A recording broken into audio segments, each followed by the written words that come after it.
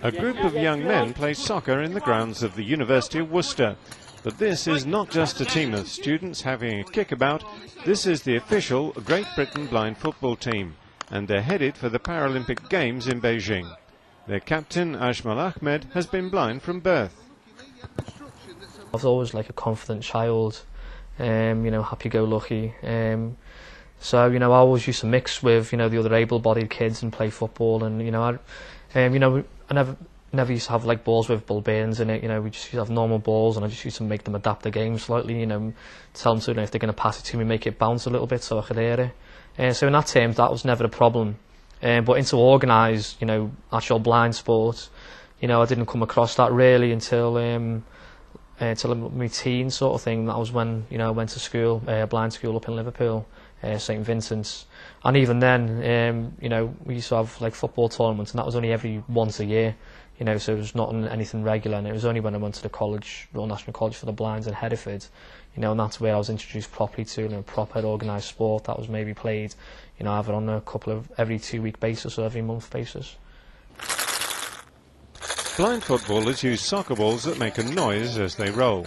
They play five-a-side with a sighted goalkeeper on a smaller pitch.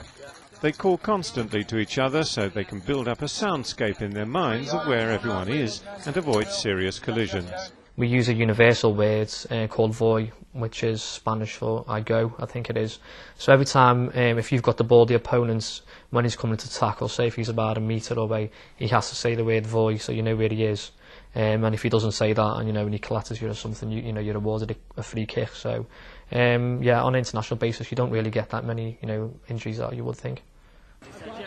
Team Great Britain is supported by the Football Association, the same body that controls the mainstream leagues in the UK. They qualified for the Paralympics at the World Blind Football Championships in Greece last year. Ajmal began playing seriously when he joined his college team, but it wasn't long before his talent was spotted. I joined their local team, their college team, and the coach of that was Tony Larkin, who was the coach of the Great Britain team. And this was in September, and come March, he asked me if I wanted to go for trials for the Great Britain team, and by June I went to my first European Championships in Portugal. That was in '99. Ajmal now has over 30 caps for representing England in international matches and a host of other trophies. He's played in 5 European Championships, 3 World Cups, a Pan-World Games and mini-tournaments all over the world. Not surprisingly, he's now gone part-time with his university studies so that he can put more time into training.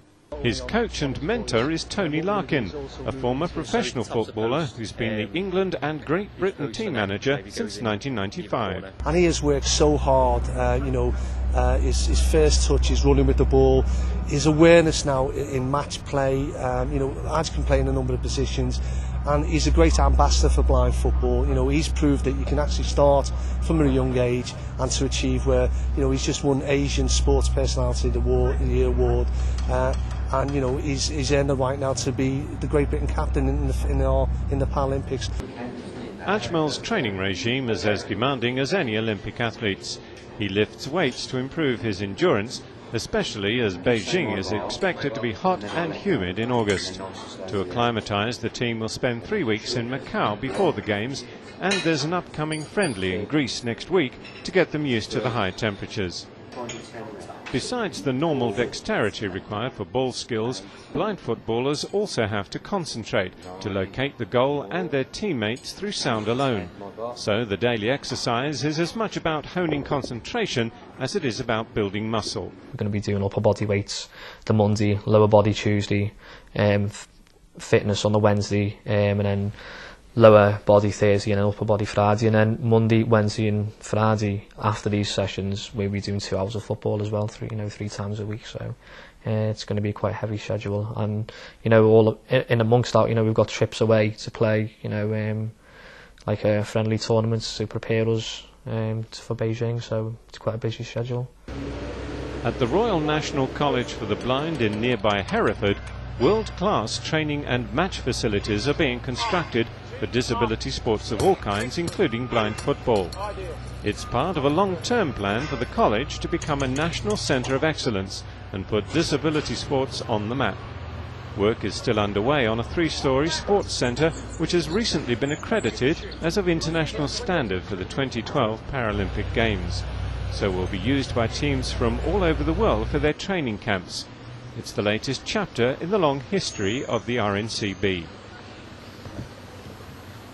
Well, the Royal National College for the Blind was established over 150 years ago. It moved to Herefordshire in the West Midlands about 30 years ago. And at the moment we're in the middle of a redevelopment process in that we're trying to create a sports and complementary therapy centre specifically aimed at disability sports. Along with that, we're creating new accommodation for our students who are all visually impaired or completely blind. And the idea is that we want to create a centre of excellence for disability sports in the West Midlands and for the United Kingdom. Top left. That's better. Good. Well done. Excellent. These are real sportsmen with real ambitions and real capabilities, and more people are recognising this fact and seeing just what Paralympians can do.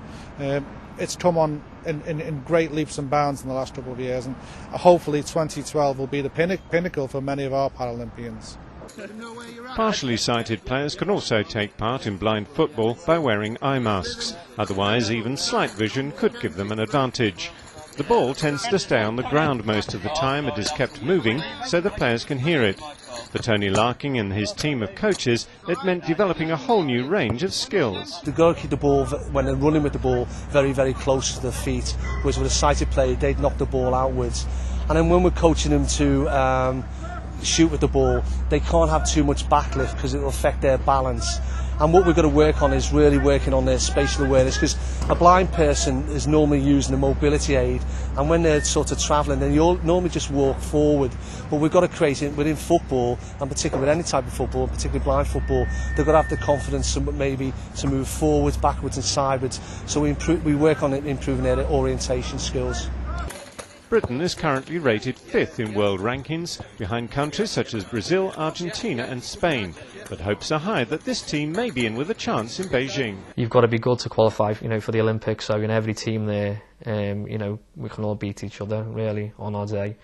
But this is our first Paralympics. We've got some young lads in the squad and stuff. So, but if we can play to our ability, and know what we're capable of, there's every chance that we could walk away with a medal. There aren't many young footballers who can claim to have played at London's famous Wembley Stadium in front of a crowd of 30,000 by the time they were 20. But Ajmal Ahmed has done that and more all over the world. It's been developed in other countries, like within Spain, France, Greece. Then in South America, you've got Brazil, Argentina, Colombia, Paraguay. The list is endless there. And then we're developing it in other countries now. Germany just got involved, Bulgaria, Turkey. And within one of my roles, I'm also a member of the football committee for IPSA. So we're looking to develop blind football within other countries. So, we've gone now from, there must be at least 60 teams aware or taking part in blind football. Ajmal is modest about his achievements, but as a British Asian gaining success on a world stage, he's seen as a much-needed role model, especially for youngsters. Last year he was voted Male Sports Personality of the Year, and this year he won an Outstanding Achievement Trophy at the British Asian Sports Awards. To be honest, I've never really thought about it. But if that is the case, then that is quite something to be proud of. It's quite an achievement, and if someone can achieve or get out of football or sports that I've got out of and can follow my footsteps, then I know that'll be brilliant for them because I know how much I've enjoyed it. With top coaching and top training facilities, the support of the Football Association and the British Paralympic Association, Britain's blind football team is well placed to succeed at the Paralympic Games in China in August. Attitudes towards disability sports are changing around the world, and the dividing line between visually impaired athletes and their sighted colleagues is fading. Ajmal and his team are the first blind British footballers to compete in an Olympic arena. They're up against the best in the world, but they're quietly confident that success is within their grasp.